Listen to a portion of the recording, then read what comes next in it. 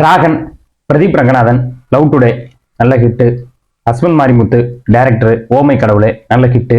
இவங்க 2 பேரும் சேர்ந்து ஒரு படம் பண்றாங்க, ஹீரோவா டைரக்டரா. ஒரு எக்ஸ்பெக்டேஷன் இருந்துச்சு. அந்த எக்ஸ்பெக்டேஷன் ட்ரெய்லர் பார்த்ததுக்கு அப்புறம் வேறு விதமான ஒரு டைமென்ஷன்ல மாறிடுச்சு. இது வந்து ஒரு காலேஜ்ல ஒரு யூஸ்ஃபுல்லான ஒரு ஸ்டோரி டெல்லிங் இருக்கக்கூடிய ஒரு கிரஞ்சான ஒரு படமா இருக்க போகுது. தொடர்ந்து ஹீரோ வந்து தொடர்ந்து லவ் பண்ணக்கூடிய கதாநாயகி, அதுல வில்லன், காலேஜ்ல ஜெயிச்சாரா இல்லையா, காலேஜ்ல பெரிய ரவுடி அரியர் வைக்கிறாரு, இப்படி பல விதமான ஒரு தாட் ப்ராசஸ கொடுத்துருச்சு அப்படின்னு சொல்லலாம் ட்ரெய்லரு. ஆனா படம் போகும்போது ரொம்ப கெத்தா இருக்கும்ல. It's irresponsible, atrocious, reckless nuisance boy of 2018 batch. இந்த இன்ஜினியரிங் ஹிஸ்டரியிலே 48 பேப்பர் அரியர் வச்சவன் எவனுமே இல்லைல்ல. சரி, ஆளா நானே இருந்துட்டு போறேன். என்ன சைட் அடிக்கிறியா? அடிக்கலன்னு சொன்னா பச்சை போய் இந்த ட்ரெஸ்ல நீ ரொம்ப அழகா. ஆனா படம் பார்த்ததுக்கு அப்புறம் நம்மளுக்கு தெளிவா புரியுது, இந்த படம் வந்து அதுக்கும் இதுக்கும் சம்மந்தம் இல்லாத வேற ஒரு டைமென்ஷன்ல இருக்க ஒரு படம் அப்படின்னு மட்டும் நல்லா புரியுது. பிரதீப் ரங்கநாதன் வந்து சூஸ் பண்ற ஸ்கிரிப்ட் எல்லாமே வந்து பாத்தீங்கன்னா அவர் எழுதுறதும் சரி, இந்த படத்துல முத படமா அவர் வந்து சூஸ் பண்ணியிருக்காரு. அவருடைய விசன்ல இருந்தே தான் வந்து சூஸ் பண்றாரு அப்படின்னு மட்டும் நல்லா புரியுது. அது வந்து எப்படின்னா கமர்ஷியலாவும் இருக்கணும், என்டர்டைன்மெண்ட்டும் பண்ணணும், முடிஞ்ச அளவுக்கு வளைஞ்சு கருத்து சொல்லாத ஒரு ஒரு ஒரு எண்ணம் ஓட்டம் உள்ள ஒரு கதையா இருக்கணும் அப்படின்ற மென்டாலிட்டி மைண்டோட தான் வந்து ஸ்கிரிப்டை சூஸ் பண்றாரு அப்படின்னு தோணுது. ஹஸ்பண்ட் மாரிமுத்து ஓமை கடவுளில் திரைக்கதை என்னும் பூனை அப்படின்ற ஒரு புக்கை பேஸ் பண்ணி அந்த ஸ்கிரிப்டை வந்து எழுதியிருந்தாரு. அதனால ரொம்ப யூனிக்கா வந்து பேசப்பட்டுச்சு.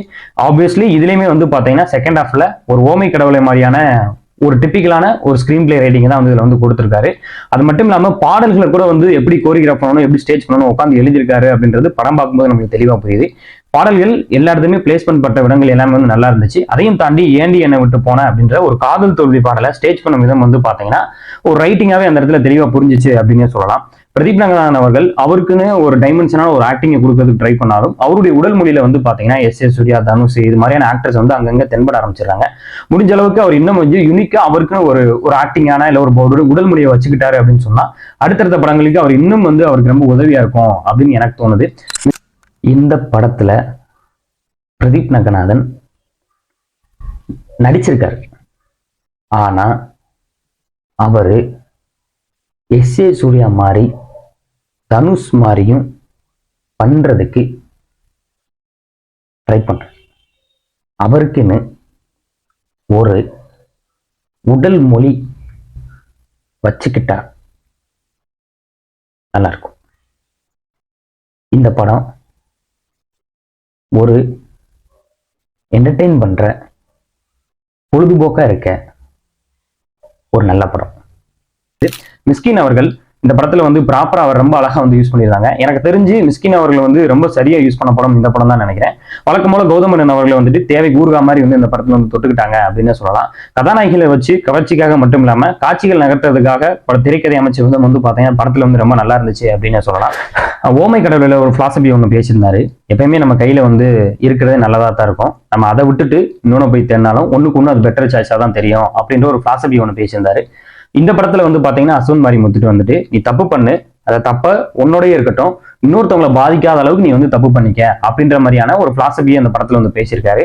அது ரொம்ப அழகா சரியோட வந்து சொல்லியிருக்காரு. எந்த இடத்துலயுமே வந்துட்டு இந்த கருத்தை சொல்லியே தீர்வேன் அப்படின்ற ஒரு கருத்து தனிப்போட சொல்லாததான் அந்த படத்தினுடைய ஒரு பெரிய பிளஸ் பாயிண்டா இருந்துச்சு.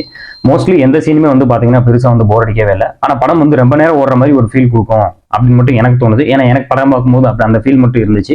அதே மாதிரி விஜய் சித்துக்கும் சரி, அர்த்தர் கானும் சரி, இதுக்கடுத்து அவங்களுக்கு தொடர்ந்து நிறைய படங்கள் வாய்ப்பு கிடைக்கும்னு நினைக்கிறேன். அவங்களுடைய போர்ஷன்ஸ் எல்லாமே வந்து ரொம்ப சூப்பரா, அது ஸ்கிரீன் பிரசன்ஸை ரொம்ப அழகா வந்து கேரி பண்ணி கொண்டு போயிருந்தாங்க. மரியம் ஜார்ஜோடைய பர்ஃபார்மன்ஸ் செம்ம சூப்பரா இருந்துச்சு. அந்த கேரக்டர் ரிசீவ் பண்ணிக்கிட்டு செம்ம சூப்பரா வந்து டெலிவரி பண்ணியிருந்தாரு.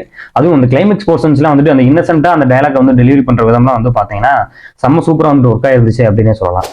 முழுமையா இந்த டிராகன் படத்தை பத்தி சொல்லணும் அப்படின்னு பாத்தீங்கன்னா ஒரு நல்ல ஒரு என்டர்டைன்மெண்ட்டான ஒரு படம், அதே டயத்துல ஒரு எமோஷனலாகவும் ஒரு ஹோப்ஃபுல்லாகவும் படம் முடிச்சதுக்கு அப்புறம் உங்க மனசுல வந்துட்டு ஒரு டச் இருக்கக்கூடிய ஒரு படம்.